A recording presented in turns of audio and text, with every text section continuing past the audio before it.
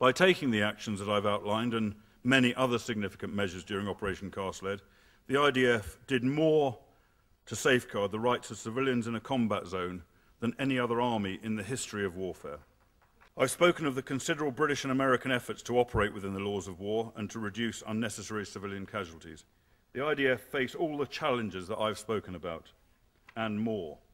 Not only was Hamas's military capability deliberately positioned behind the human shield of the civilian population, not only did Hamas employ the range of insurgent tactics I talked through earlier, they also ordered, forced when necessary, men, women and children from their own population to stay put in places they knew were about to be attacked by the IDF. Fighting an enemy that is deliberately trying to sacrifice their own people, deliberately trying to lure you into killing their own innocent civilians, and Hamas, like Hezbollah, are also highly expert at driving the media agenda. They will always have people ready to give interviews condemning Israeli forces for war crimes. They're adept at staging and distorting incidents. Their people often have no option than to go along with the charades in front of the world's media that Hamas so frequently demand, on pain of death. What is the other challenge faced by the IDF that we British do not have to face to the same extent?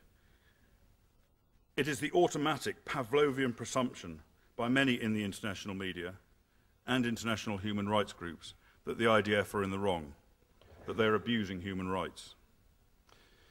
So what did the IDF do in Gaza to meet their obligation to operate within the laws of war? When possible, the IDF gave at least 4 hours' notice to civilians to leave areas targeted for attack. Attack helicopter pilots tasked with destroying Hamas mobile weapons platforms had total discretion to abort a strike if there was too great a risk of civilian casualties in the area. Many missions that could have taken out Hamas military capability were cancelled because of this. During the conflict, the IDF allowed huge amounts of humanitarian aid into Gaza. This sort of task is regarded by most military tacticians as risky and dangerous at the best of times. To mount such operations, to deliver aid virtually into your enemy's hands, is to the military tactician normally quite unthinkable.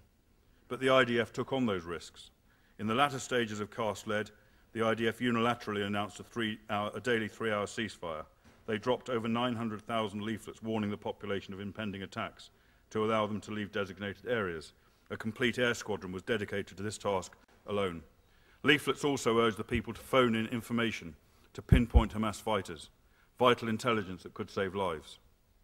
The IDF phoned over 30,000 Palestinian households in Gaza, urging them in Arabic to leave homes where Hamas might have stashed weapons or be preparing to fight. Similar messages were passed in Arabic on Israeli radio broadcasts, warning the civilian population of forthcoming operations. Despite Israel's extraordinary measures, of course innocent civilians were killed and wounded. That was due to the frictions of war that I've spoken about, and even more was an inevitable consequence of Hamas's way of fighting.